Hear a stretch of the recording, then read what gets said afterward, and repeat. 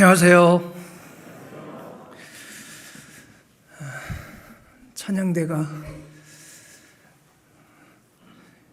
그 테너 베이스 빼고 소프라노하고 알토만 가지고도 저렇게 되네요. 형제님들 싹 빼버렸네요, 그냥. 너무나 목소리가 아름답고 참 은혜로웠던 것 같습니다. 감사합니다. 잠시 기도하겠습니다.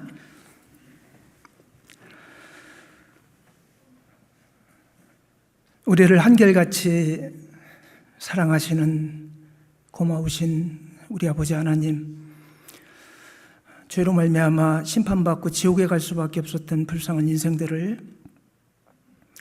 주님께서 아무 조건 없이 대가 없이 십자가의 보혈의 피로 우리의 모든 죄를 영원히 대속해 주시고 천국에 들어갈 수 있도록 산소망을 주신 크신 은혜와 사랑을 인하여 감사를 드립니다. 이 주님의 피로 구원받은 저희들, 이 주님의 은혜를 잊지 않고 조금이라도 보답하는 삶을 살아갈 수 있도록 인도해 주시기를 원합니다. 세상은 날로 험악해지고 주님 오실 날이 가까워졌음을 여러 징조를 통해서 보여주고 있습니다. 이럴 때 우리 구원받은 성도들이 더욱더 구별되어서 세상의 빛과 소금의 역할을 능히 감당할 수 있도록 말씀과 지혜와 성령의 능력으로 덧입혀 주시고 인도해 주시기를 간절히 원합니다. 우리의 삶이 하나님께 드려지고 또 하나님을 기쁘시게 하는 삶이 될 수 있도록 인도해 주시고, 무엇보다도 마지막 추수꾼의 마음으로 아직 구원받지 못한 가족들, 일가 친척들, 아는 지인들에게 힘있게 복음을 전할 수 있도록 인도하여 주옵소서. 오늘 중계수양의 마지막 말씀이 이 시간에 전해지고 있습니다. 이번에 참석하신 분들 아마 많은 분들이 구원을 받았을 것으로 생각이 됩니다.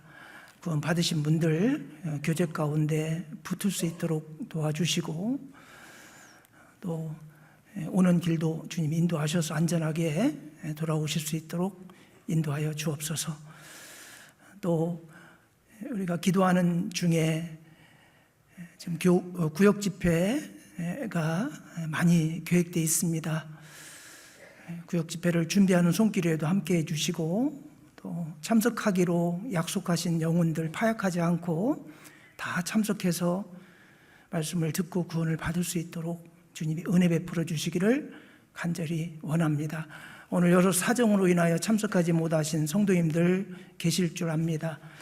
육신의 지병 치료로 인하여 참석하지 못하신 분들 계시다면 하루속히 쾌차하실 수 있도록 주님께서 의로운 오른손으로 치유시켜 주시고, 또 믿음의 연약함으로 마음의 시험을 받아 교제 가운데 멀어져 계신 분들 첫사랑 회복하고 교제 가운데 나올 수 있도록 주님 인도하여 주옵소서.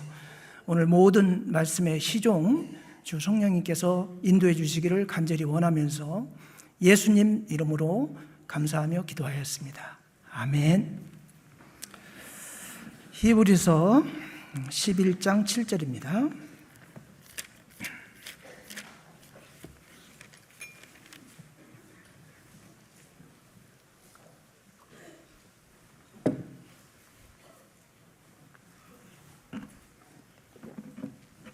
히브리서 11장 7절 한 절만 천천히 같이 읽겠습니다. 믿음으로 노아는 아직 보지 못하는 일에 경고하심을 받아 경외함으로 방주를 예비하여 그 집을 구원하였으니 이로 말미암아 세상을 정죄하고 믿음을 좇는 의의 후사가 되었느니라.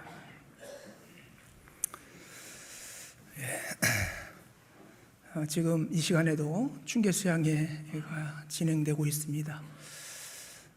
우리 교회에서도 많은 어르신들 참석을 하셨는데 말씀 들으시고 잘 귀가하실 수 있도록 기도해 주셨으면 좋겠습니다. 날씨가 많이 따뜻해져서 일교차가 많이 심한 것 같습니다. 저녁 아침으로는 좀 날씨가 쌀쌀하고 또 낮에는 반팔이 생각날 정도로 20도 이상 이렇게 올라가니까 따뜻한 것 같습니다. 건강 유의하시고 정말 여러 지금 세계 정세로 봤을 때 주님 오실 날이 너무나 가까이 왔다는 것을 피부로 느끼는 시대에 살고 있습니다. 그래서 조금 더 한눈을 팔거나 우리가 하나님과 멀어져 있어서는 안 되는, 정말 준비하고 하나님 오늘이라도 오시면 마라나타를 외칠 수 있는 그런 성도들이 되었으면 좋겠습니다. 여러 가지 증세들이 주님의 재림을 예고하고 있고, 주님께서 오시는 그날 우리가 영광스럽게 주님 앞에 설 수 있도록 그렇게 하셨으면 좋겠습니다. 히브리서 11장, 어떻게 보면 성경적인 거인들의 그 믿음을 우리가 지금 배워가고 있습니다. 지난번에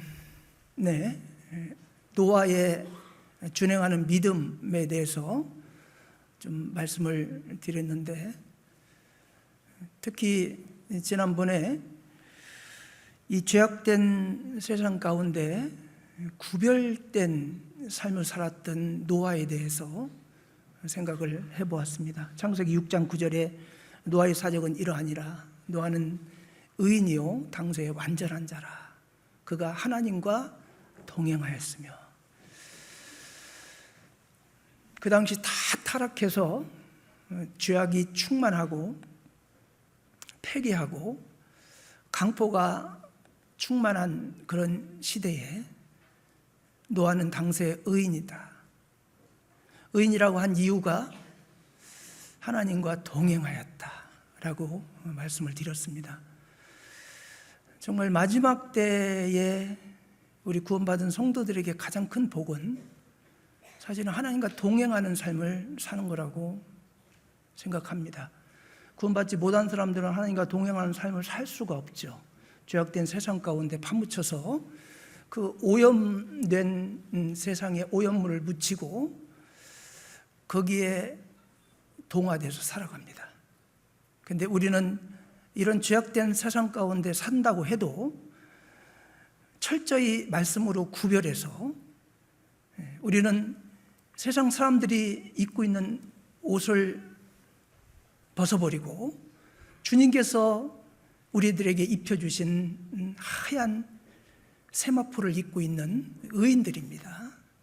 그래서 아무리 세상이 타락이 되어도 이 노아처럼 구별된 삶을 살아가는 것은 너무나 중요하다고 할 수가 있습니다. 아마 노아 홍수가 있기 전의 세대의 모습이 지금 주님 재림을 기다리고 있는 우리들의 오늘날의 시대의 모습과 비슷하지 않을까 하는 생각이 듭니다. 그래서 노아의 준행하는 믿음을 우리가 함께 공부하면서 노아 이전의 그 세대와 오늘날 우리가 살고 있는 세대를 비교하면서 말씀을 들으면 많이 공감이 되고 은혜가 될 거라고 생각을 합니다. 노아의 준행하는 믿음 중에 이제 세 가지 핵심 주제가 있다고 말씀을 드렸습니다. 지난번에 우리가 배웠던 죄악된 시대의 구별된 생활, 요거 이제 배웠고, 오늘은 이제 두 번째, 세 번째로 준행하는 믿음. 주제가 준행하는 믿음인데 지난번에는 준행까지는 나가지도 못했습니다. 그래서 오늘은 이제 본격적으로 노아의 준행하는 믿음을 좀 생각해 볼 것이고, 그 다음에 끝은 의를 전파한 노아. 이 노아 그러면 방주를 만든 사람이기도 하지만 의를 전파한 노아로 유명합니다. 의를 전파했다는 것은 오늘날 우리에게 적용을 하면 그 죄악된 세상 가운데도 노아는 시간 나는 대로 마을에 내려가서 그들에게 하나님의 말씀을 전하고 의를 전파했다는 것을 알 수가 있습니다. 이 준행하는 믿음과 의를 전파한 노아에 대해서 오늘 생각을 해보려고 합니다. 노아는 구별로 증명하는 준행하는 믿음의 소유자라고 할 수가 있습니다. 방금 전에 읽은 본문 말씀 히브리서 11장 7절을 보면 믿음으로 노아는 아직 보지 못하는 일에 경고하심을 받아 경외함으로 방주를 예비하여, 아주 중요한 단어입니다. 경외함으로 방주를 예비하여. 그냥 방주를 예비했다라고 이야기하지 않고 경외함으로 방주를 예비했다고 그랬습니다. 그랬기 때문에 준행할 수 있었다고 생각을 하고, 그 집을 구원하였으니, 방주를 예비했기 때문에 집을 구원한 겁니다. 이로 말미암아 세상을 정죄하고 죄악된 세상은 정죄되었습니다. 심판받았습니다. 물로 믿음을 좇는 의의 후사가 되었느니라. 방주를 예비하지 않았다면 그 노아 홍수 때 물에 다 같이 휩쓸려 다 죽었을 겁니다. 그런데 의 가족 8식구가 방주를 만들어서 구별대에 살아남았고 구원을 받았습니다. 그 당시에 인류 학자들이 추정한 걸로는 오늘날 인구 못지않게 약 1000년 가까이, 아담이 태어난 이후로 노아가 10대 손인데 그 당시 사람들의 수명은 900살 이상 살았다는 거 아실 겁니다. 1000년 가까이 900살 이상 살았는데 500, 600세에도 자식을 낳았으니까요. 얼마나 한 사람이 많은 사람을 낳았겠어요. 그래서 인구가 오늘날의 인구 못지않게 그렇게 많은 사람이 살았을 것이라고 추정하는 인류학자들이 있더라고요. 근데 그 많은 사람들 중에 구별되었던 노아의 8식구만 구원을 받았습니다. 그러니까 구원받고 천국 갈 수 있는 사람이 정말 좁은 문이라는 거. 구원받는, 하나님을 믿는다고 하고 교회 다니는 사람은 얼마든지 많습니다. 그렇지만 확실히 구원을 받고 구별돼서 천국에 갈 수 있는 의인은 정말 극소수라는 것을 알 수가 있습니다. 아직 보지 못하는 일에 경고하심을 받아 그랬는데, 이 말씀에서 노아가 방주를 만들라는 명령을 받았을 때 방주가 무엇인지, 방주를 어떻게 만드는지 전혀 알지 못한 채 순종했다는 것을 알 수가 있어요. 우리가 아는 것을 하라고 하면 그거는 순종하기가 참 쉽습니다. 왜? 그건 자신 있는 일이고 내가 했던 일이고 능히 할 수 있는 거니까. 근데 한 번도 해보지도 않고 듣지도 보지도 못한 것을 누가 해라 그랬을 때 그 말에 순종한다는 게 참 쉽지가 않잖아요. 근데 노아에게 방주를 만들라고 했을 때 전혀 아무것도 알지 못하는, 정보가 하나도 없는 그런 일을 갑자기 하라고 한 거예요. 아직 보지 못하는 일에 경고하심을 받아. 참 믿음이라는 게 하나님께서 하신 말씀이 내가 이해가 가지 않고 해보지 않고 전혀 불가능한 것이라고 해도 하나님께서 하라고 명하셨을 때 일단 하나님의 말씀을 믿고 시작하는 것, 큰 믿음이라고 생각합니다. 자기 생각이 앞서고 자기의 지혜가 앞서는 사람들 같은 경우는요, 나는 못합니다, 나는 해본 적이 없습니다, 다른 사람에게 하라고 하시죠. 이렇게 할 수가 있습니다. 근데 노아는 아직 보지 못하는 일에 경고하심을 받아서 방주를 예비했어요. 그렇게 할 수 있었던 게 경외함으로 방주를 예비했다 그랬잖아요. 경외했다는 말이 하나님을 공경할 뿐만 아니라 이 공경함이 큰 우리가 도저히 바라볼 수도 없는 위대하신 분 앞에서는 그 두려움이라는 게요, 막 두려워서 무서워서 떨리는 두려움이 아닙니다. 정말 존경하는 마음, 정말 어떤 말씀이건 좀 존경심이 아주 큰 사람의 말은 그 말씀을 나에게 준행하라고 하신 것 자체가 영광이고, 뭐 그런 거 있잖아요, 그죠? 뭐 대통령이 갑자기 나타나서 우리에게 어떤 중요한 일을 맡겠다 그러면은 내가 하고 못하고를 떠나서 이건 진짜 뭐 황송무지로소이다 그거잖아요, 그죠? 예? 그것처럼 우리가 경외라고 이야기할 때 두려워할 외자를 하나님은 무서운 분, 심판하시는 분이시기 때문에 우리가 두려워할 분 이렇게 생각을 하는 경우가 있는데, 우리 구원받은 성도들에게 하나님은 두려움의 대상이라기보다는 정말 존경이 하도 커서 우리가 도저히 바라볼 수도 없는 그분이 나와 함께하고 나를 도와주시고 나에게 어떤 일을 주셨다는 거, 그거는 정말 영광 중에 영광, 가문의 영광이잖아요. 아마 그런 경외심일 겁니다. 그런 경외심이 있었기 때문에 하나님께서 말씀하신 그 말씀을 다 준행했다. 준행했다가 아니에요. 다 준행했다라고 말하고 있습니다. 창세기 6장 22절 한번 보셔요. 창세기 6장 22절 같이 읽겠습니다. 노아가 그와 같이 하되 하나님이 자기에게 명하신 대로 다 준행하였더라. 그냥 준행하였더라가 아니잖아요.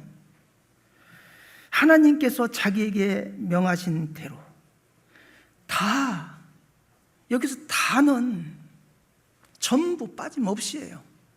다. 내가 이해가 가건 이해가지 않건 하나님이 하라고 하신 일은 100% 준행하였더라. 7장 5절도 보세요. 노아가 여호와께서 자기에게 명하신 대로 다 준행하였더라.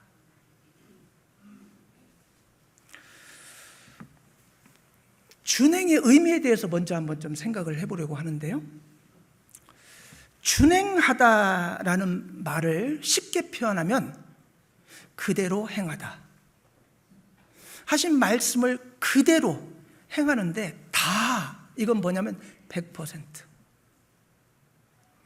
내 생각으로 자단하지 않고, 하나님 말씀은 보태도 안 되고 빼도 안 되잖아요. 더하지도 말고 빼지도 말라고 말씀하셨잖아요. 하나님은 허투루 말씀하시지 않습니다.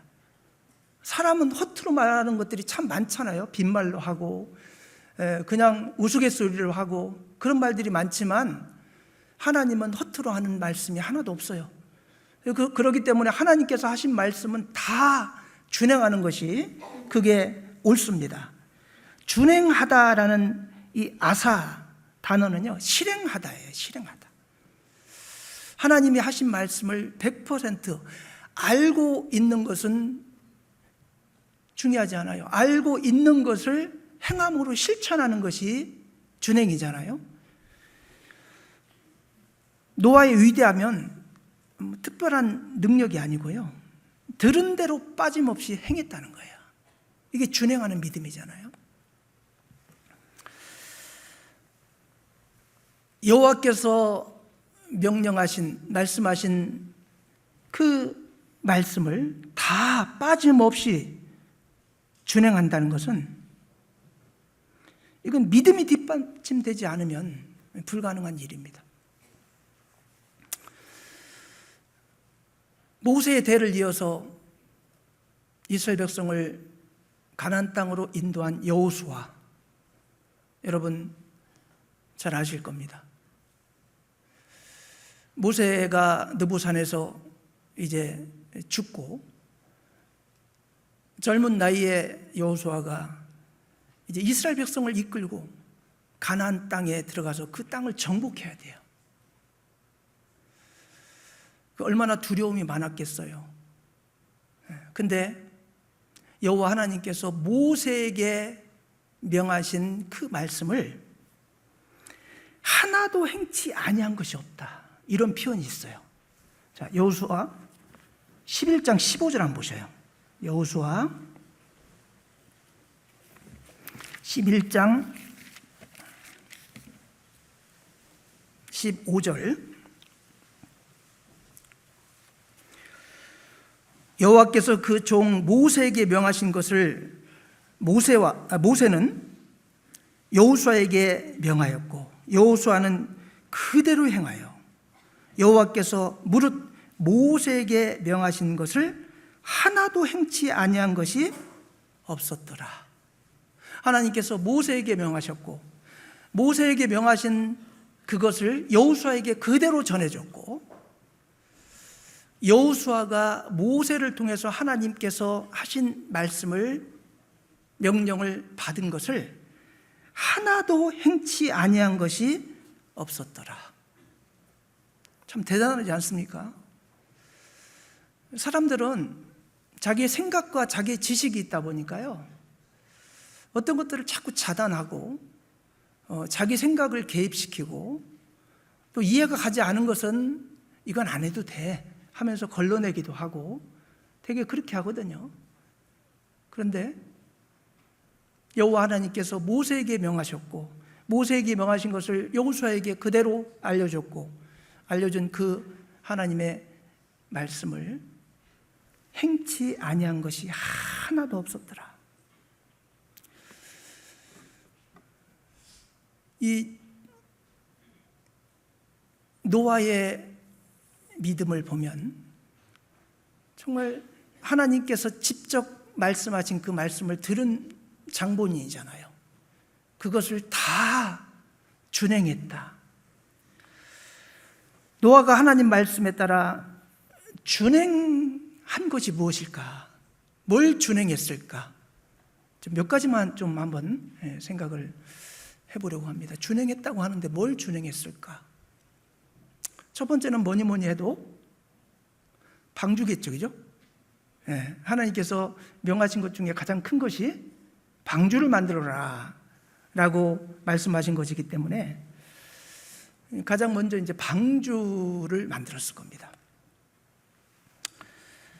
방주는 히브리어로 테바인데 이제 영어로는 아크죠. 이 상자라는 뜻이에요. 앞이 뾰족하고 뒤에 동력이 있어서 앞으로 빠른 속도로 나갈 수 있는 보트, 배하고는 다릅니다. 그냥 상자입니다. 상자. 어떤 태풍에도 어떤 폭풍에도 좌초되지 않고 물에 떠 있기만 하면 되는 상자입니다. 하나님께서 가로 세로 높이의 비율을 아주 황금 비율로 가장 안전한 구조로 방주를 만들라고 말씀을 하셨고 그 방주는 그 어마어마한 폭풍과 태풍 가운데도 좌초되지 않고 넘어지지 않고 엎어지지 않고 노아 8식구와 그 탑승한 모든 짐승들을 살려냈습니다. 이 노아의 방주는 어떻게 보면 이 구원의 가장 중요한 도구라고 할 수가 있습니다. 그래서 구원 방주라고도 이야기를 하잖아요.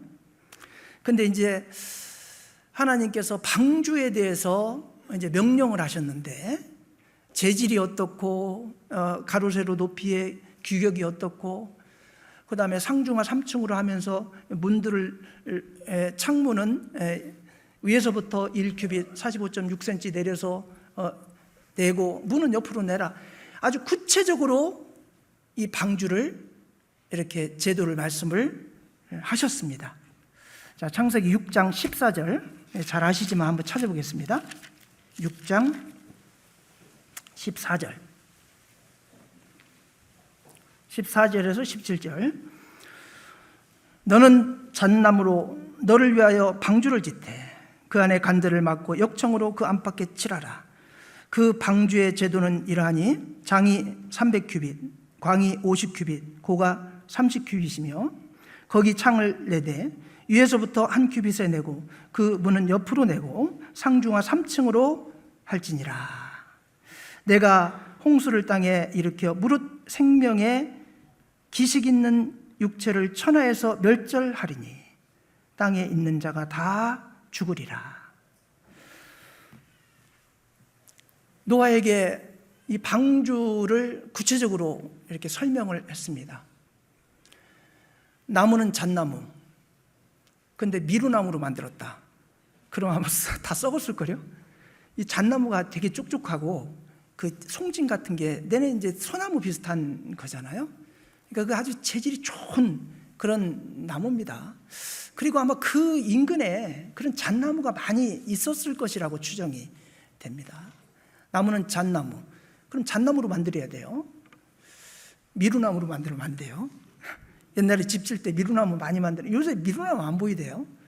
미루나무가 빨리 자라거든요. 근데 좀 약해요. 그래서 이제 뭐 석가래나 이런 것 좀 쓸 수 있는데 아주 중요한 기둥 이런 건 미루나무로 안 되거든요. 근데 이건 잣나무로 만들라는 거야. 잣나무로 만들고, 그리고 상중하 3층 구조로 만들어라. 창과 문을 또 만들라라고 말씀을 하셨어요. 이 노아가 이 방주를 만들 때 하나님의 설계도와 시간표, 왜냐하면 정해진 기간 안에 방주를 완성을 해야 되잖아요. 하나님 정해놓은 기한이 있는데 그 이후로 계속 게으름 피워가지고 막 공사가 늦어져가지고 비 내리는데 막 그때 만들고 있으면 안 되죠, 그죠? 그러니까 이제 그 하나님의 스케줄이 있는데 그 시간표에 딱 맞췄습니다.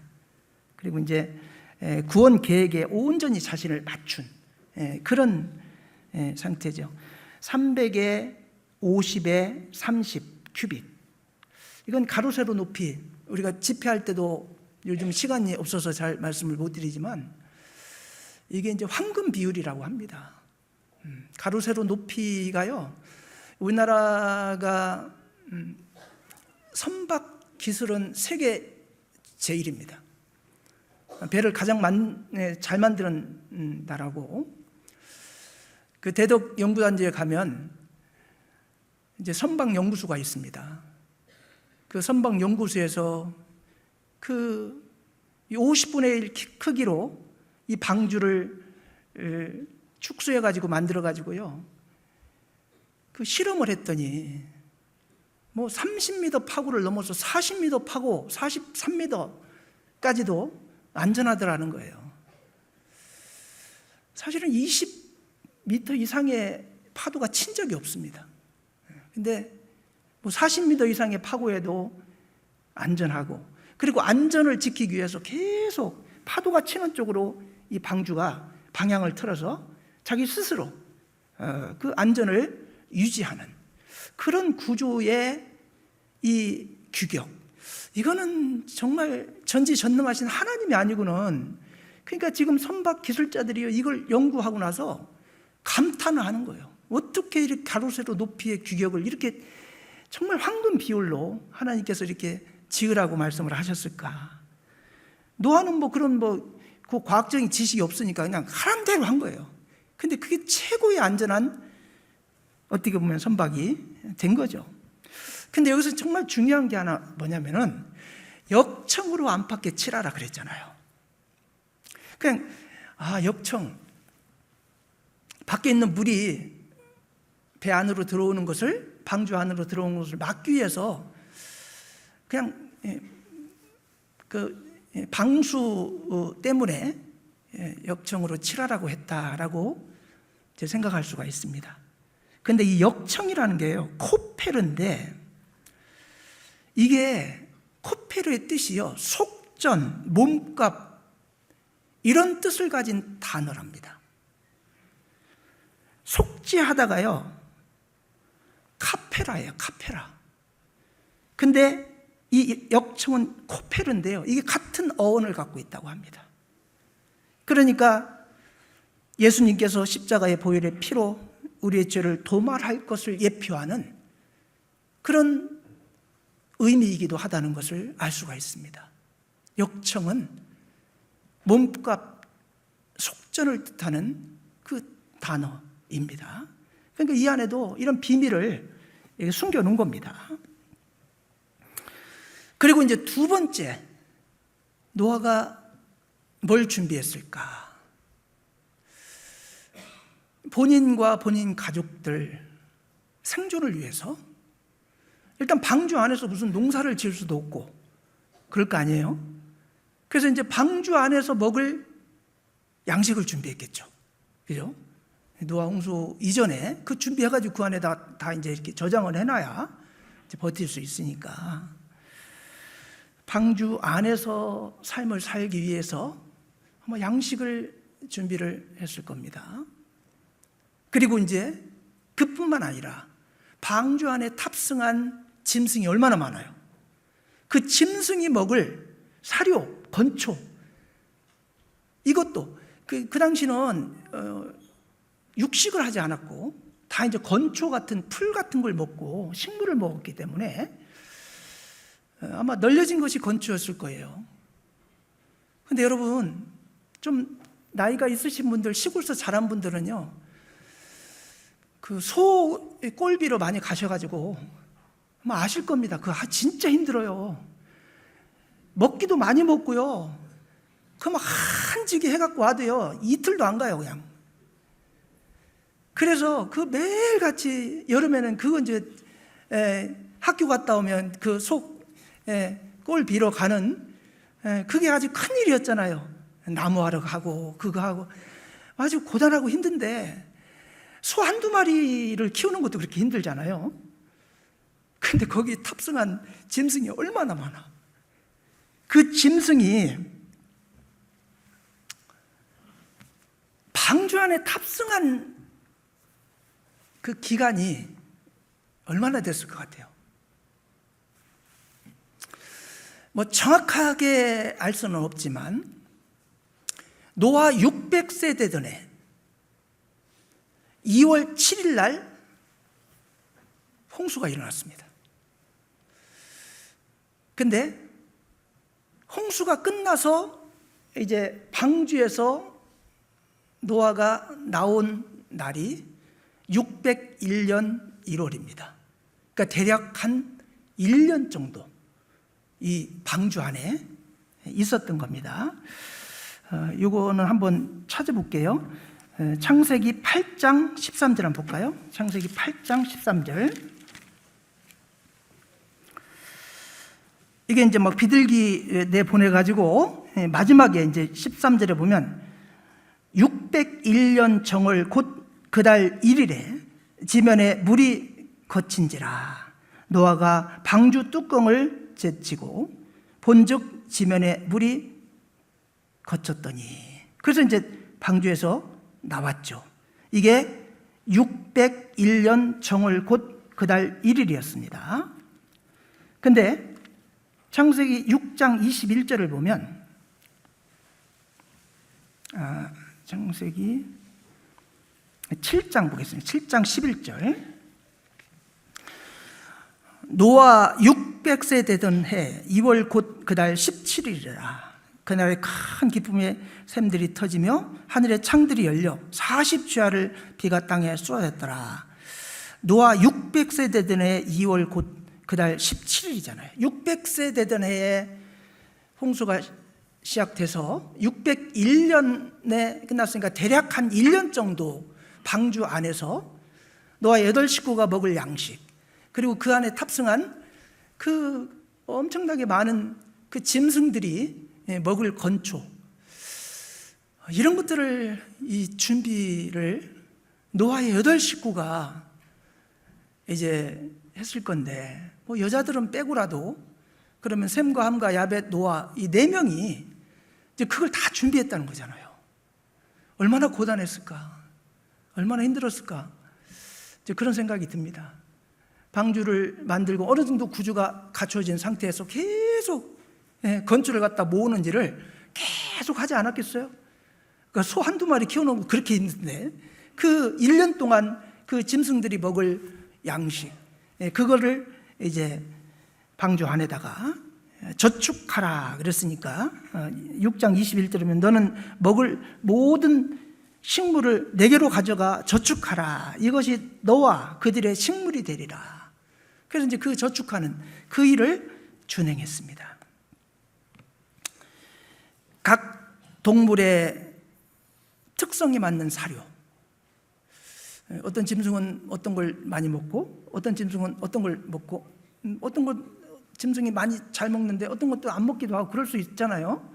그러니까 막 그런 특성들도 어느 정도 지혜가 있어가지고 알아서 그 종류별로 뭐 대부분의 건초를 먹었겠지만 그 특성에 맞게끔 준비를 했을 거예요. 아주 머리 터졌을 겁니다.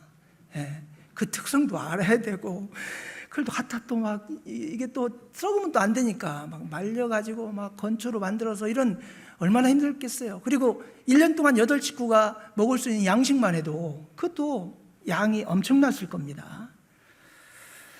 정말 고단한 삶이었을 거예요. 근데 그걸 준행했습니다. 여러분들 모두 바쁘다고 막 자꾸 그러는데요, 노아보다 바빴을까요?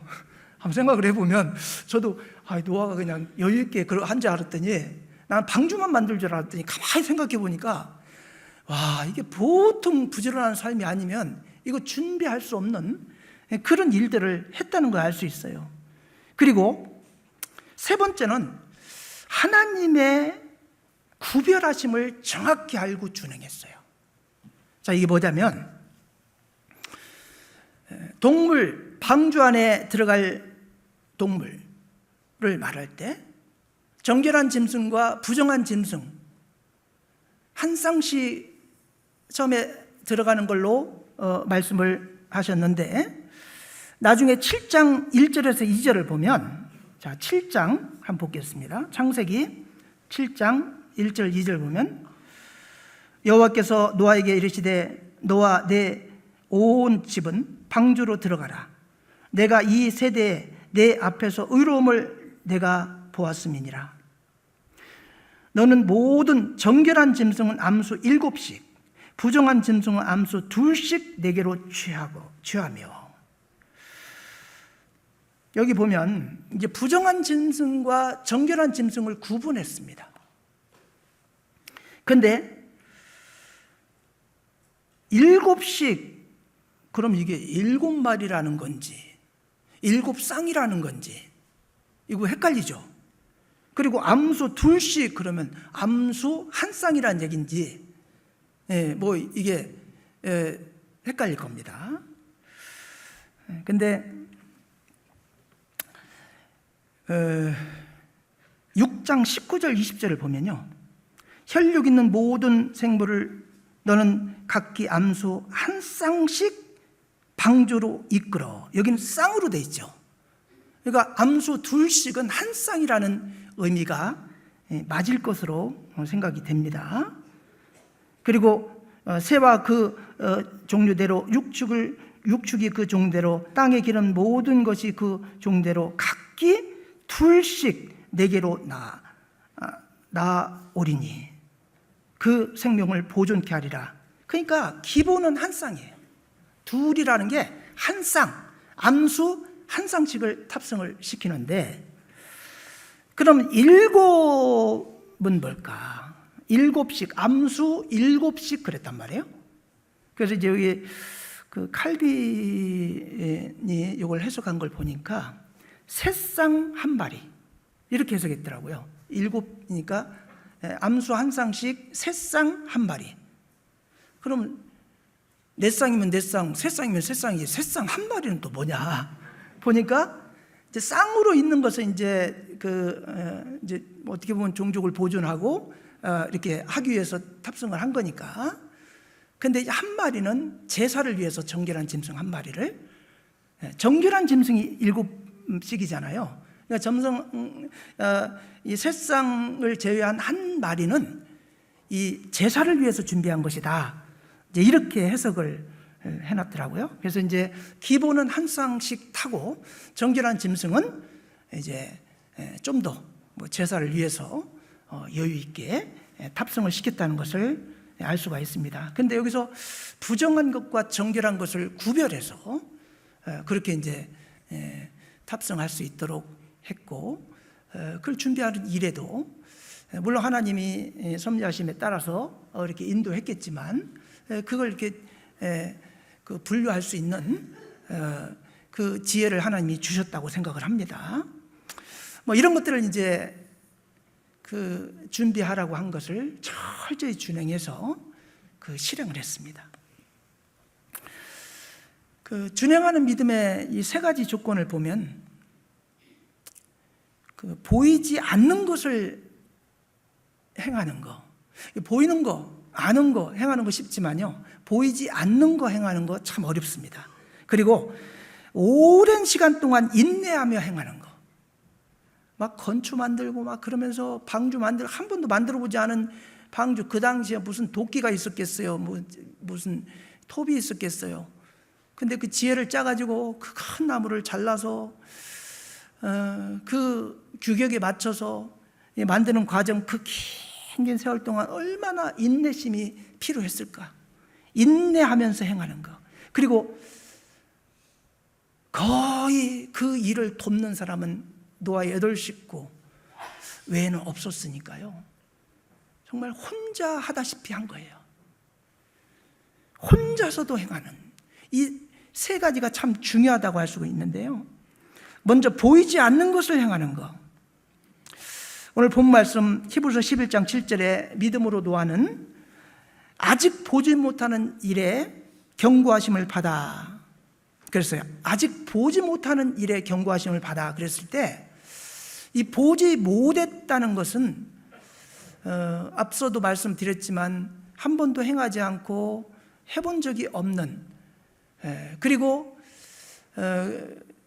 그 결과물이 어떤지에 대해서 전혀 알지 못하는 그런 상태, 이 보이지 않는 상태에서 그걸 시작을 하고 행했다는 건데, 노아가 살던 곳은 분명히 강가나 바닷가 근처는 아니었을 거라고 생각을 해요.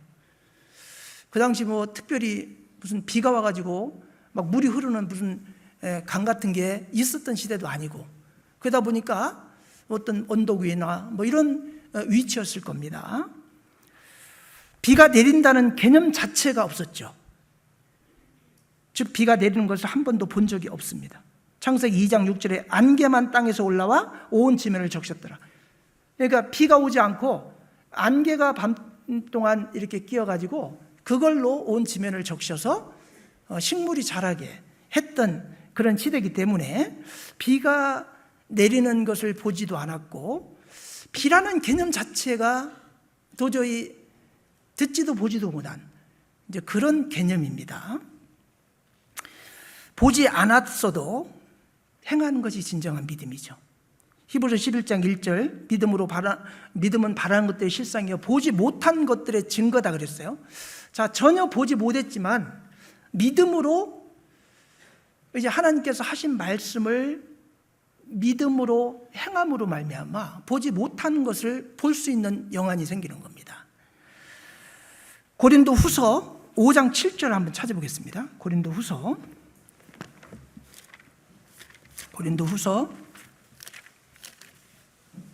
5장 7절 같이 읽겠습니다. 이는 우리가 믿음으로 행하고 보는 것으로 하지 아니함이로라.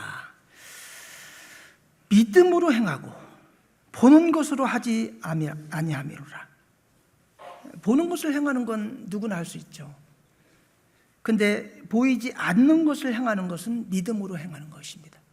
믿음이 없이는 그 일을 할 수가 없습니다. 농부가 이제 봄이 돼서, 지금 이제 봄이 되고 그러기 때문에 이제 씨앗을 뿌려야 되잖아요.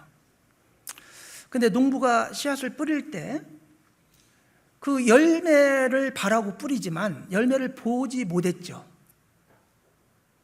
그렇지만 농부는 씨앗을 뿌립니다. 왜요? 자연의 법칙과 하나님의 섭리를 믿기 때문에. 이렇게 씨앗을 심으면 분명히 싹이 나고 여기에서 열매가 맺혀서 나에게 많은 추수를 거둘 수 있도록 할 거라는 믿음이 있으니까 씨앗을 뿌려요. 씨앗을 뿌렸는데 다 썩을 거다라고 믿으면 씨앗 뿌려요, 안 뿌려요? 뿌릴 이유가 없잖아요. 아직 결과물을 보지 못했지만 농부는 분명히 이 씨앗을 뿌리면 이것이 나서 자라서 나에게 큰 수확을 줄 거라는 생각을 가지고 그걸 믿기 때문에 씨앗을 뿌립니다. 옛날 이집트 사람들의 농사법은요, 항상 나일 강물이 우수가 되면 나일 강물이 넘쳐가지고 막 온 지면을 그 막 농토를 다 물로 그냥 이렇게 덮어버리는 겁니다. 그 당시 뭐 제방도 없고 막 이러다 보니까. 그러면요, 물이 넘치잖아요. 그럼 배 타고 나가가지고 그 위에다가 씨앗을 막 뿌리는 거예요. 그러면 일부는 막 그냥 이제 물에 휩쓸려 떠내려가기도 하고, 일부가 떨어져서 그게 이제 자라서 이제 본인들의 양식을 공급해주는 역할을 하는데, 그 물이 찬 그곳에다가 그냥 씨앗을 뿌릴 때 조금이라도 이 뿌리는 씨앗보다도 훨씬 더 많은 소득을 얻을 수 있다는 믿음이 없이 그 뿌릴 수 없을 거 아니에요. 이렇게 씨를 뿌리지 않는 농부는요, 어떻게 보면 믿음이 없는 것이 아니라 행동하지 않는 사람이라고 생각합니다. 분명히 자연 법칙을 통해서 그동안의 많은 경험을 통해서 씨앗을 뿌리면 일부 죽는 것도 있겠지만 분명히 뿌린 씨앗보다는 훨씬 많은 소출을 얻을 거라는 믿음이 있기 때문에 뿌리잖아요. 노아는 비가 오지 않아도, 홍수가 보이지 않아도 말씀에 순종해서 방주를 지었습니다. 비가 오는 것을 한 번도 보지 못했지만 비가 올 거라는 하나님의 말씀을 믿고 분명히 방주를 만들어서 이 홍수로부터 피할 수 있는 길이 유일하게 이거밖에 없다는 것을 믿었기 때문에 방주를 만들었을 겁니다. 정말 보이지 않고 내가 경험하지 않고 이해가 가지 않는 것도 하나님께서 하신 말씀을 의지하고, 하나님 말씀은 진리이기 때문에 그걸 그대로 준행한다는 건 큰 믿음이라고 할 수가 있습니다. 그리고 오랜 시간 동안 인내하면서 행하는 거, 이거 정말 중요합니다. 어느 정도는 해요. 근데 오랜 기간이 길어지잖아요. 대부분이 포기하는 경우가 많습니다. 그 방주를 이렇게 이제 만들었는데, 이 방주를 만드는 기간, 이게 성경에 정확히 나와 있질 않아요. 근데 이제 전통적으로 이 방주 만드는 기간을 보통 한 100년 안쪽으로 보거든요. 100년 안쪽으로, 뭐 70년, 80년 이야기하는 분도 있고, 성경에 정확히 나와 있질 않기 때문에. 근데 이제 너희들의 생활 삶이 120년이 되리라 이렇게 이제 말씀을 하셨기 때문에 120년보다는 작겠죠. 근데 노아가 500세 되던 해에 셈과 함과 야벳을 낳았다고 그 창세기 5장 32절에 이렇게 말씀을 하고 있어요. 500세 되던 해에 셈과 함과 야벳을 낳았고, 그 뒤로 이제 타락하기 시작했어요. 그 이제 하나님의 아들들이 사람의 딸들을 취해서 뭐 이제 죄를 짓고 뭐 그러기 이제 시작할 때가 그때입니다. 그렇기 때문에 노아 500세 되던 해 셈과 함과 야벳을 낳았고, 그대로 600세 되던 해 이제 비가 왔잖아요. 그러니까 이제 크게 길게 잡아도 이제 100여 년 가까이 되는 거예요. 근데 100여 년 가까이를 이 방주를 포기하지 않고 정말 만든다는 게요, 얼마나 인내심이 있으면 그게 가능할까. 우리가요 몇 년을 못 참잖아요. 오늘날 진짜 갈수록 조급해지고 조금만 길어지면 난 더 이상 못 참아 이렇게 되잖아요. 그죠? 근데 거의 100년 가까이를 이 방주, 듣지도 보지도 못한 이 방주를 하나님 말씀대로 이렇게 만들면서, 먼저 만든 것은 썩을지도 몰라 막, 예? 하도 그냥 기간이 기니까. 그죠? 제가 이탈리아 그 밀라노 가니까 밀라노 두오모가 있어요. 밀라노 대성당이죠. 근데 지금도 건축하고 있어요. 몇백 년 지났는데 지금도 일부가 뭐 계속 건축돼요. 우리나라 사람 같은 건 막 속 터져가지고 안 돼. 막 그냥 몇 년 안에 탁 해버려야지. 그걸 막 천천히 막 그렇게 몇백 년 동안 건축, 우리나라 사람들 그거 못 하잖아요. 근데 이거 100년 동안 그 듣지도 보지도 못한 방주를 만들어라는 그 말을 듣고 그 방주를 만드는데 동네 사람들 얼마나 조롱을 했겠어요. 저 노아 아주 노망 들었나 보라고. 무슨 비가 온다고 저렇게 언덕에다가 방주를 만드는지 모르겠다고 얼마나 조롱을 했겠어요. 나 이거 그냥 소외당하고 조롱당하기 싫어서 나 안 만들어, 그럴 수도 있어. 근데 어떤 조롱에도 굴하지 않고 이 끝까지 하나님이 만들라는 방주를 이거 지었다는 것은 이게 보통 믿음이 아닌 겁니다. 히브리서 11장 11절에 보면, 한번 찾아볼까요? 히브리서 11장 11절 2장 1절입니다. 죄송합니다. 히브리서 12장 1절.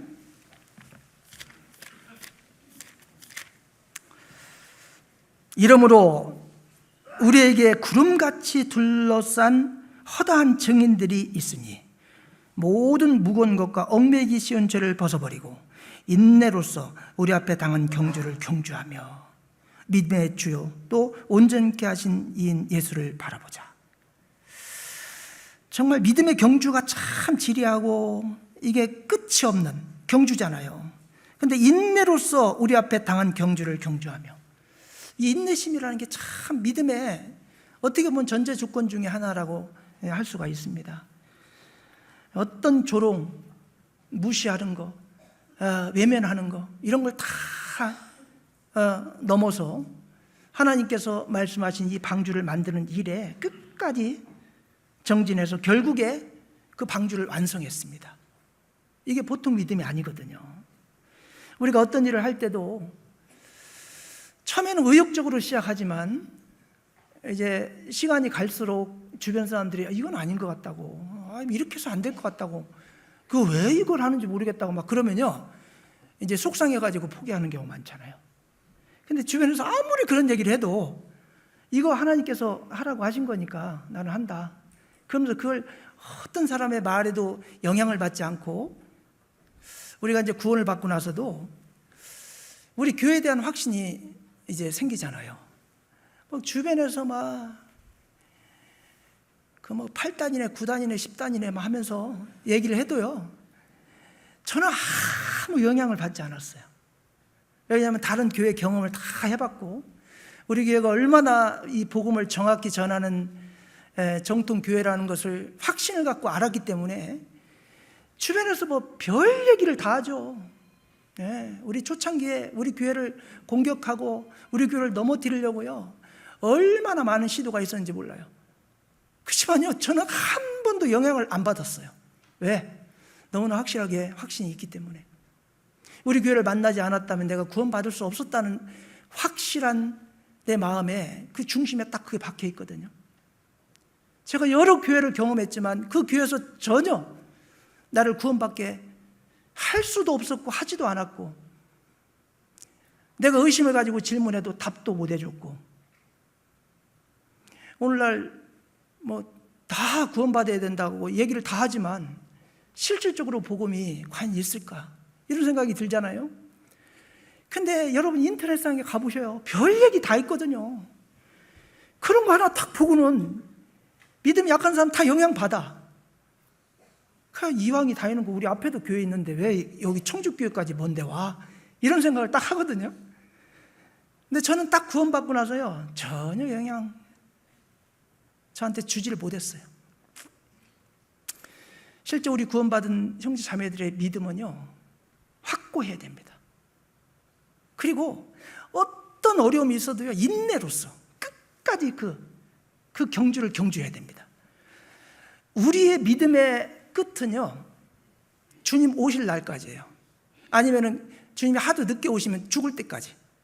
그때까지가 믿음의 경주를 우리가 포기하지 않고 가야 돼요. 근데 그 중간중간에 얼마나 우리 믿음을 시험하고 인내심을 시험하는 일들이 얼마나 많은지 몰라. 아무것도 아닌 일 갖고 형제 자매 간에 갈등이 생기고 어떤 오해가 생겨가지고요, 그렇게 신앙생활 잘하던 형제 자매가 교회를 떠나기도 하고 나중에 만나보면 엉뚱한 얘기하고 이상한 사람이 되어 있는 그런 경우 참 많잖아요. 근데 그런 어려움 가운데도 끝까지 인내심을 가지고 믿음의 경주를 경주하는, 그게 중요하잖아요. 노아도 이 100년 가까이 이 방주를 만들면서 얼마나 주변 사람들이 조롱하고 비웃고 그랬겠어요. 근데 끝까지 믿음을 버리지 않았습니다. 갈라디아서 6장 9절 아시죠? 우리가 선을 행하되 낙심하지 말지니 피곤하지 아니하면 때가 이름에 거두리라. 피곤하지 않는 게 포기하지 않음이잖아요. 포기하지 않으면 때가 이름에 거두리라. 우리가 전도할 때도요, 정말 많은 어려움이 있죠. 근데 끝까지 가야 됩니다. 죽을 때까지 전도 안 돼도요, 포기하지 않고 죽고 난 다음에 전도되거든요. 그러니까 끝까지 가는 거예요. 그런 인내심이 있어야 됩니다. 중국 선교에 힘썼던 선교사, 그러면 허드슨 테일러 아마 아실 겁니다. 중국 내지 선교회를 만들어가지고 51년간 중국 선교에 헌신했던 사람이죠. 수많은 박해와 어려움 속에서도 그는 하나님의 사역에는 하나님의 공급하심이 있다. 하나님의 일을 하면 하나님이 반드시 내가 이 일을 감당할 수 있도록 공급해 주실 거라는 믿음을 가지고 행했다고 합니다. 그가 이런 말 했습니다. 나는 하나님의 위대한 성실하심을 의심한 적이 없다. 하나님의 뜻에 합당한 일을 행할 때 하나님 반드시 우리와 함께 하시고 그 일을 성취할 수 있도록 도우실 것이라는 확신이 있어야 행함이 끝까지 가는 거예요. 중간에 그 믿음이 무너지잖아요. 내가 이 주일날 집에서 그냥 자야 되는데 왜 여기 와서 내가 앉아있지? 이런 생각하고 있다면 이게 지금 아직 확신이 안 생긴 분이에요. 내가 구원 안 받을 때는 그냥 주일날 너무 내 맘대로 여행도 가고 맛있는 거 가족들하고 먹고 늦게까지 늦잠도 자고 그랬는데 막 출근하는 것보다 더 바빠. 일요일날 아침에 나가갖고 막 내가 이게 뭐 하고 있는 거지? 이런 생각하는 분은요, 아직 내가 지금 뭘 위해서 어떻게 살아야 되는지에 대한 이게 확신이 없는 분이에요. 사실이요, 우리 구원받은 성도들은요, 일요일날 제일 바빠야 돼요. 평일날보다도요, 일요일날 제일 바쁜 사람들이 우리 구원받은 성도들이에요. 다른 사람들은 주말이라 그래서 금요일 저녁부터 토요일, 일요일 여유가 있고 아주 워라밸을 하는 그런 시간이지만 우리는 그때가 제일 바쁠 때예요. 그때 이제 전도하고 봉사하고 그런 거예요. 근데 반대로 내가 다른 사람 다 쉬는데 내가 왜 여기서 이런 일을 하고 있지? 이렇게 생각을 한다면 이거 얼마 안 가서요, 이제 신앙이 이제 믿음이 무너지고 신앙생활 포기합니다. 항상 우리는 주님 오실 그날까지 내 몸은 이제 주님이 값으로 사셨으니까 이제 주님을 위해 사는 삶이 그게 마땅한 거예요. 6일 동안 내 육신을 위해서 열심히 살잖아요. 하루만이라도 주님을 위해서 시간을 좀 보내면 안 될까요? 하루만이라도 주님만 생각하고 신앙만 생각하고 형제 자매들하고 교제하고 봉사하고 그런 시간으로 주일을 딱 생각한다면 막 주일이 설레이죠. 또 주일 나가서 봉사해야 되는데 뭐 이렇게 하면 부담이 되는데 6일 동안 이놈의 육신이 있는지라 육신을 위해서 살지만 내가 하루만은 주님을 위해서 살아야지. 그러면요 막 주일이 너무나 기쁘고 오기를 기다려지고 그러지 않겠습니까? 근데 이게요 확신과 인내가 있어야 가능한 거예요. 이게 믿음인 거예요. 노아는 그런 믿음이 있었던 사람이에요. 40일 밤낮 비가 왔습니다. 40주야 비가 왔잖아요. 여러분 요즘 막 여름철 태풍이 오고 홍수가 날 때요 2, 3일 동안 쉬지 않고 비가 내려도요 얼마나 공포스럽습니까? 막 산사태가 날 것 같고 막 집이 무너질 것 같고 석축이 무너질 것 같고 담이 무너질 것 같고 엄청난 두려움이 있어요. 근데 40일 밤낮 큰 기쁨의 선들이 터지고 하늘에 창을 열어가지고 하늘에 창들 이렇게 돼 있어요. 이게 복수로 돼 있어요. 창이 하나가 아니었던 모양이에요. 저는 하나의 창인 줄 알았더니 막 온갖 창을 다 열어버린 거예요. 그래가지고 물이 이제 아주 폭포처럼 이제 하늘에서 내려오고 지하수가 솟구쳐 오르고 그 모습을 한번 상상을 해봐. 얼마나 공포스러울까. 시편 104편 8절에 보면 산은 오르고 골짜기는 내려간다이다. 엄청난 지각 변동이 동반되는 태풍 같은 폭우. 진짜 공포의 도안이었을 겁니다. 그런데 이런 공포의 도가니가 40일 밤낮 이어졌어요. 그 얼마나 두려웠을까. 여러분 40일의 의미가 이게 이제 성경에 있는 숫자들은 그 의미가 다 있거든요. 근데 성경에 유독 그 40이 많이 등장을 해요. 근데 이 40은 단순한 기간이 아니라요 영적인 의미를 담는 특별한 시간입니다. 자, 40의 숫자가 성경적인 의미로 보면요 단순한 수학적인 숫자가 아닙니다. 그 40은 시험, 준비, 정화, 전환의 시간을 의미할 때 40을 많이 사용하셨어요. 노아 홍수가 40일 동안 이어졌고 모세가 시내산에서 10계명 계명을 받아올 때도 40일 동안 체류했습니다. 그걸 견디지 못하고 밑에 아버지니까 금송아지 우상 만들어가지고 그것이 자기들을 이 애굽에서 인도한 신이다 그래가지고 막 난리를 피웠잖아요. 40일 그게 짧은 기간이 아니거든요. 이스라엘 백성이 광야에서 40년 동안 훈련을 받았습니다. 그리고 예수님 공생애 전에 40일 동안 금식하셨습니다. 요즘 뭐 정치인들 금식 좀 하는데요 먹을 거 다 먹으면서 해도요 한 2주도 못 버티더라고. 그죠? 예. 뭐 물도 먹고 막 이것저것 아마 텐트 안에서 안 보일 때 막 먹는지도 몰라. 약간. 근데 막 며칠 하고 막 그냥 몸에 몰골이 그냥 막 피골이 돼가지고 죽을 것처럼 병원도 이송되잖아요. 여러분 40일 금식이라는 게요 이거는요 거의 생명을 내놓고 하는 금식이 아니면 40일이 대단한 기간이거든요. 이 40일은요 중요한 사건의 전환점마다 등장을 해요. 어떻게 보면 인간의 한계를 포기하는 그 마지막 종결 지점이 40이 아닌가 싶어요. 사람이요 스스로 힘으로 버티다가 결국 희망을 놓는 시점, 이게 40이라고 합니다. 이스라엘 백성들에게 매질을 해도요 40에 하나 감한 매를 맞잖아요. 왜냐하면 40대 때리면 죽거든요. 그리고 40보다 한 대 많은 적은 많으면 죽어요.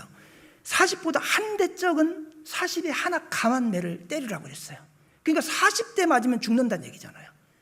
그러니까 인간의 한계에 딱 한계점이 40인 것 같아요. 인간의 한계를 느끼고 포기하기 시작하는 시간, 그게 40입니다.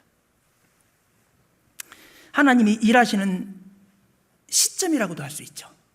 자, 사람이 자신의 힘이 바닥이 났다고 인정하는 그 자리에서 비로소 하나님은 이제 하나님을 온전히 바라볼 수 있는 시간이 그때서 오잖아요. 그때 하나님은 일하기 시작합니다. 하나님이 일하기 시작하는 시점. 그러니까 우리가 내 힘으로 할 수 있어. 내가 내 능력으로, 내 지혜로 할 수 있어. 그럴 때는 그래, 한번 해봐. 가만 놔둬요. 근데 이제 도저히 할 수 없다고 생각할 때 어떻게 해요? 자기 힘을 빼고 하나님, 나는 못합니다. 하나님, 제발 나 좀 도와주세요. 그러면 이제 하나님이 개입을 하시죠. 이제 하나님이 일하기 시작하는 시점이잖아요. 근데 대부분이 40이 한계예요. 네. 인내가 아닌 믿음의 숫자가 40이라고 생각합니다. 인내가 끝난 뒤에도 남게 되는 믿음의 숫자, 이게 40이에요. 40일 밤낮 얼마나 공포스러웠겠어요. 방주 안에서, 밖에서 어떤 일이 나고 있는지 알지도 못한 상태에서 엄청난 천둥 번개와 함께 막 방주는 흔들리고, 그런 기간을 인내로 버텨냈습니다. 만약 우리 형제 자매님들에게 지금의 삶이 끝나지 않은 40과 같이 길고 힘든 시간을 지나고 있다면, 이는 끝난 것이 아니라 내 힘을 빼고 하나님을 붙드는 법을 배우는 시간일 수 있습니다. 이걸 생각하시기 바랍니다. 과연 내 힘으로 지금 뭘 하려고 애쓰고 있는 기간, 40의 기간을 지나고 있지 않는가 한번 생각을 해보셔요. 내 힘을 빼고 하나님께 맡길 때, 내가 아무리 용을 써도 평생을 해도 불가능한 일을 내 힘을 빼고 하나님께 기도하고 의지하면, 하나님은 그냥 단번에 정말 코털 하나의 힘도 들이지 않고 이룰 수 있는 위대하신 분이 하나님이셔요. 우리는 그런 힘을 옆에 두고도 하나님 가만히 있으세요. 내가 다 할게요.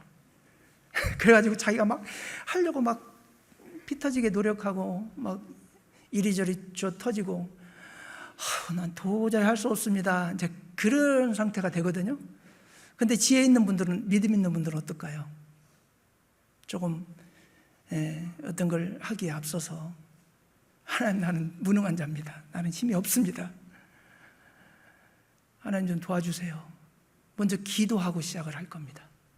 그럼 그 시점부터 하나님 개입하시겠죠? 힘 세다고 해가지고요, 막 자기가 하려고 하면요, 그래 한번 해봐라 그래요. 근데요, 막 힘 약한 사람은 처음부터 막 못한다고 막 나 좀 도와달라고 막 그래. 그 지혜로운 사람이라고 저는 생각하거든요. 그러면은 주변에서 불쌍하니까 도와주잖아요. 여러분, 하나님 앞에는 우리는 진짜 연약해요. 지혜도 부족할 뿐만 아니라 힘도 약하고, 하나님 보시기에 이제 하루살이만도 못한 연약한 존재가 인간이잖아요. 우리가 잘나면 얼마나 잘나고 힘이 있으면 얼마나 힘 있겠어요. 하나님께 의지하셔야 돼요. 하나님을 의지할 때 하나님은 그때부터 우리를 위해 일하시기 시작한다는 거. 우리가 어떤 일을 하건 항상 하나님을 의지하고 하나님의 도움을 구하는 삶, 이게 필요합니다. 그리고 혼자서도 행했다. 자, 창세기 6장 전체를 보면 노아 외에 하나님과 동행했던 사람이 없어요. 유일하게 노아만 하나님과 동행했다고 말씀하고 있어요. 당대 의인 노아 한 사람뿐이었습니다. 얼마나 외로웠을까요? 노아와 뜻을 같이 하는 사람이 하나도 없었거든요. 이렇게 자기가 철저히 소외된 것 같고, 주변에 나를 따르는 사람이 하나도 없는 상태에서 그래도 끝까지 하나님께서 명하신 것을 준행한다는 거, 이거 보통 믿음일까요? 나 혼자 하는데 막 주변 분들이 와서 막 수고한다고 그러면서 막 도와주고 그러면 얼마나 힘나요? 아무도 알아주지도 않고 보지도 않고. 우리 교회 요즘 환경들이 많이 이렇게 되게 좋아지고 있잖아요. 그냥 좋아진 게 아니에요, 여러분. 여러분 집에 있을 때요, 직장에 계실 때요, 새벽같이 나와서 예초 작업을 하는 분도 있고, 저 앞에까지 우리 마당도 아닌데 막 쓰는 분도 있어요. 싹 쓸어가 깨끗하게. 그리고요, 보이지 않게 오셔가지고 여기저기다 꽃나무를 심고 꽃을 심고 그런 분이 있습니다.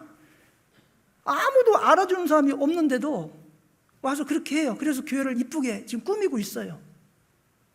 여러분 그거 아십니까? 아는 분도 있고 모르는 분도 있죠. 남들이 인정해주고 남들이 봐주고 칭찬해줄 때 잘하는 건 누구나 해요.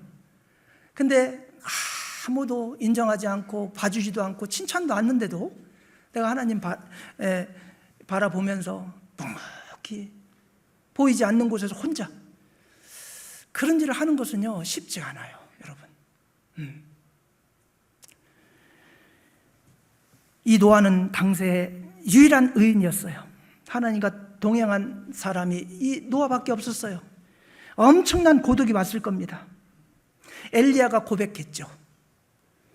바알 선지자 450명, 아세라 선지자 400명과 싸워서 이기고 그들을 다 죽인 다음에 이세벨이 자기 목숨을 구한다는 이야기를 듣고 그냥 겁이 나가지고 광야로 도망가서 호렙에 이르러가지고요, 이제 거기서 이제 이 엘리야가 하는 말 여러분 잘 아시잖아요.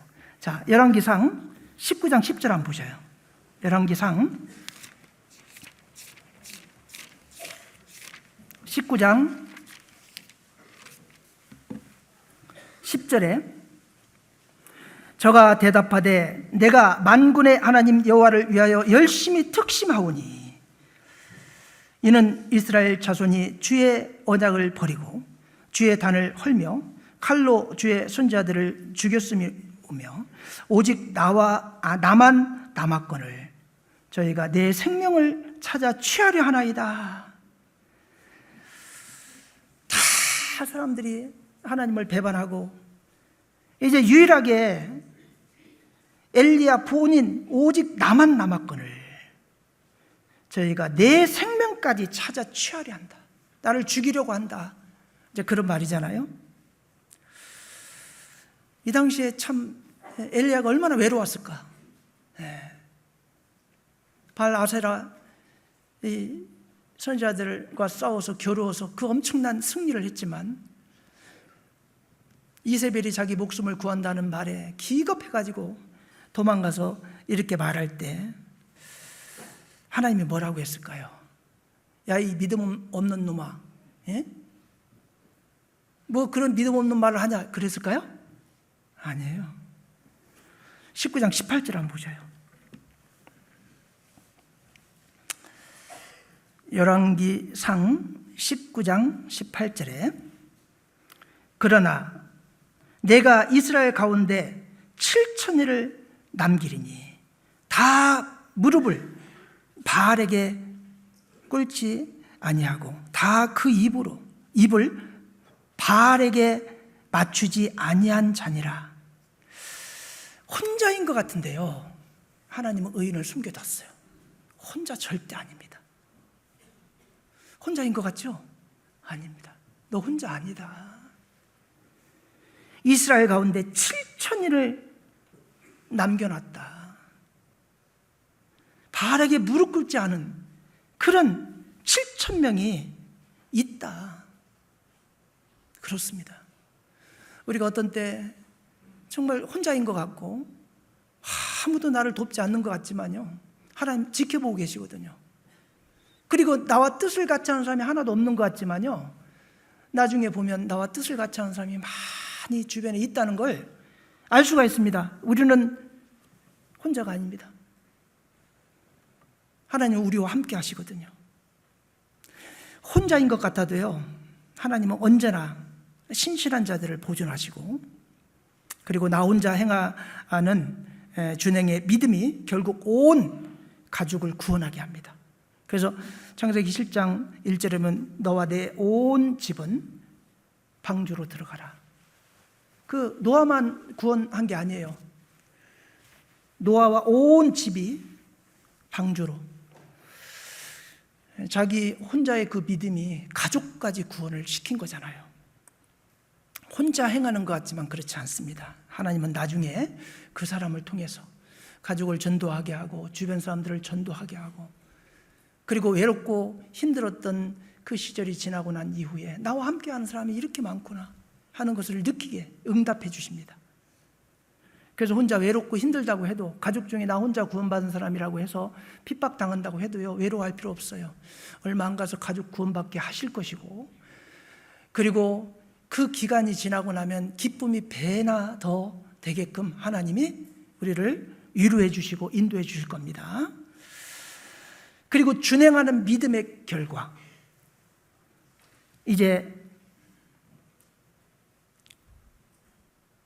노아뿐만 아니라 온 집이 방주에 탑승을 해서 구원을 받았고, 이 세대에 내 앞에서 의로움을 내가 보았노라 그랬죠. 이제 이 준행한 결과로 가족을 구원했을 뿐만 아니라 세상을 심판하고, 그리고 믿음을 쫓는 의의 후사가 되었다 그랬어요. 그러니까 우리가 끝까지 가면 지금 남은 것이 아무것도 없는 것 같지만요, 결국에 끝이 좋은 거예요. 의의 후사가 되고, 우리 구원받은 성도들을 애매히 고난 받게 하는 사람들이 있어요. 근데 그거 하나님 가만 놔둘 것 같습니까? 너 나중에 봐라 그러면서 견디셔요. 하나님 원수 갚아주시거든요. 의인 함부로 건드는 거 하나님이 모르시는 것 같죠? 그거 다 보고 계셔요. 언젠가 억울함을 풀어줍니다. 그렇기 때문에 지금 힘들고 어렵고 외로워도요, 그 결과는 분명히 기쁨을 주실 겁니다. 노아는 그걸 알고 믿었던 유일한 분이라고 할 수가 있습니다. 준행하는 믿음의 세 가지, 이 노아가 맺힌 열매가 뭐예요? 자기 자신이 구원받았고, 가족이 구원받았어요. 그리고 세상을, 죄악된 세상을 심판했습니다. 이 세 가지, 이 노아를 통해서 이루신 위대한 역사예요. 그 열매예요. 끝까지 하나님 말씀을 포기하지 않고 인내로 준행한 이 노아에게 이런 엄청난 열매를 주신 겁니다. 그리고 이제 끝으로 의를 전파한 노아. 그 말세 때 가장 하나님이 우리에게 원하시는 것이 무엇일까? 복음 전하는 거 아닙니까? 노아는 세상의 종말을 앞두고 의를 전파했다고 말씀하고 있어요. 물로 심판하실 것이라는 하나님의 말씀을 사람들에게 전했고, 방주를 만들어서 피할 길을 찾아야 된다라고 이야기했지만 사람들은 노아의 말을 듣지 않았습니다. 베드로후서 2장 5절, 이거 잘 아시지만 한번 찾아보겠습니다. 베드로후서 2장 5절에 옛 세상을 용서치 아니하시고 오직 의를 전파하는 노아와 그 7 식구를 보존하시고 경건치 아니한 자들의 세상에 홍수를 내리셨으며 의를 전파하는 노아라고 말씀하셨죠. 노아홍수 절의 상황이 바로 오늘날과 유사하다고 말씀을 드렸습니다. 우리도 마음 모아서요, 이 마지막 때 우리가 유일하게 할 수 있는 게 의를 전파하는 거예요. 이 복음을 전하는 겁니다. 노아는 단지 방주만 지은 것이 아니에요. 말로도 마을에 내려가서 의를 전파했습니다.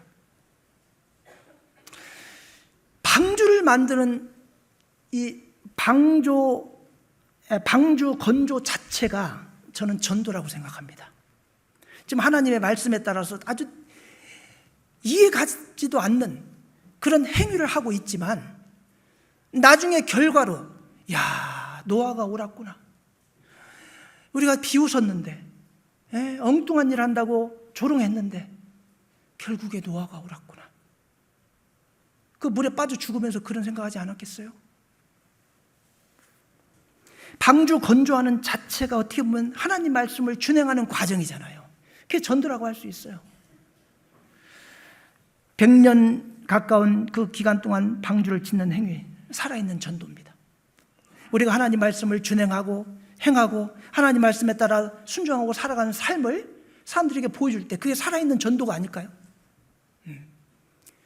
우리가 하나님 말씀에 합당한 삶을 살아가는 모습을 보여줄 때 말로 하지 않아도 그걸 보면서 야, 저 사람이 다니는 교회를 나도 가고 싶다. 그런 생각이 들게끔 하는 거잖아요. 매일 사람들은 물을 수밖에 없는 상황이었을 거예요. 방주를 만들고 있는데 뭐 때문에 만드는 거예요?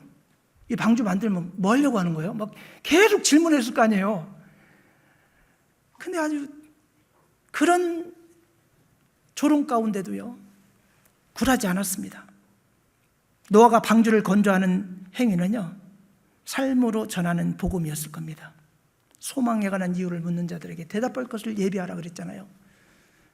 우리들에게도 끊임없는 질문을 할 거예요. 직장생활도 왔는데 맨날 어디를 그렇게 출근하십니까? 막 전도 집회할 때 우리 자매님들 맨날 아침에 출근하잖아요. 막 어떤 사람들은 알바하는지 오후에 출근하고 어떤 사람은 오전에도 출근하고 그거 보면서 사람들이 질문할 거예요. 아니 누구 엄마는 직장생활도 왔는데 뭐 어디를 그렇게 맨날 나가냐고 막 그럴 거예요. 근데 나중에 이제 그분들 전도하고 나면 교회 가서 봉사하려고 그렇게 일찍 나가셨구나. 나중에 이제 풀어지겠죠. 근데 이해가 안 가는 일이잖아요. 직장도 안 다니는 사람이 맨날 같이 어디를 그렇게 가는지. 그거 막 질문하고 그러면 창피해가지고 말도 않는 경우도 있는데, 사실 그런 모습이 예사롭게 보이지 않을 거예요. 노아도 마찬가지였을 겁니다. 노아의 방주에 탄 사람은 겨우 8명. 그렇게 오랫동안 100년 가까이 방주를 만들면서 의를 전파했는데 자기 가족 8식구 말고는 다 죽었어요. 한번 생각을 해보세요. 세상의 기준에 비추면 완전 실패예요. 근데 하나님의 기준에는 완전한 성공입니다. 여러분 전도할 때 전도 몇 번 하고 나는 전도 못할란가 봐. 왜 나는 전도가 이렇게 안 되지? 우리 가족을 위해서 그렇게 기도하고 하는데 우리 가족 왜 이렇게 구원을 못 받지? 여러분 몇 년이나 기도했어요? 몇 년이나 전도했어요? 100년 했어요? 100년간 의를 전파했는데 8식구밖에 구원을 못 받았다니까요. 그러니까 이게 마지막 때일수록 더 힘든 거예요. 진짜 한 사람 건지는 게요 쉬운 것 같죠? 평생 동안요 진짜 한 사람 건지기도 어려운 분도 있어요. 쉽지가 않아요. 그게 그냥 뭐 말만 하면 다 따라와서 뭐 말씀 듣고 구원받는 게 아니거든요. 그래서 여러분 전도하면서 좀 힘들고 어렵고 해도요 여러분 능력이 없어 그런 게 아니에요. 여러 가지 환경적인 요인들이 붙잡고 있는 그 마음들을 붙잡고 있기 때문에요 한 영혼 건져내는 것이 얼마나 어려운지 몰라요. 100년 동안 의를 전파했지만 겨우 8식구가 구원을 받았잖아요. 겨우 실제 그 말씀이 있어요. 베드로전서 3장 20절에 보면 베드로전서 3장 20절 한번 보셔요. 그들은 전에 노아의 날 방주 예비할 동안 하나님이 오래 참고 기다리실 때에 순종치 아니하던 자들이라. 방주에서 물로 말미암아 구원을 얻은 자가 몇 명뿐이니 뭐라고요? 겨우 8명이라. 참. 그렇게 의를 틈틈이 나서 전파했지만 겨우 8명이라. 사람 보기에는 실패 같죠. 하나님 보기에는 그 죄악된 세상 가운데서 8명을 살려내서 그 8명이 얼마나 많은 사람들로 불어났습니까? 한국 최초 선교사 로버트 저메인 토머스 선교사, 1866년 제럴드 셔먼호를 타고 이 대동강에 와가지고요 순교했죠. 제대로 내리지도 못하고 죽었어요. 죽으면서 어떻게 했어요? 성경책 하나를 강가에 던지고 순교했습니다. 근데 성경을 받은 그 사람이, 그 후손들이 구원을 받고 훗날의 믿음을 갖게 되고, 그 결과 이 복음이 우리나라에 뿌려지게 됐고 우리가 구원받을 수 있었어요. 사실은 성경책을 던지는 것 외에는 말 한마디도 못하고 복음 하나 전하지 못하고 와서 토머스 선교사는 죽었어요. 그렇지만 그 죽음이 헛됐나요? 노아도 홍수가 오기 전까지 자신의 전파가 열매를 맺는 것을 아마 보지 못했을 겁니다. 근데 겨우 8명 그 가족들 이제 구원을 받았습니다. 그리고 이제 준행하는 믿음의 완성은 어떻게 보면 이 감사의 제사라고 할 수 있죠.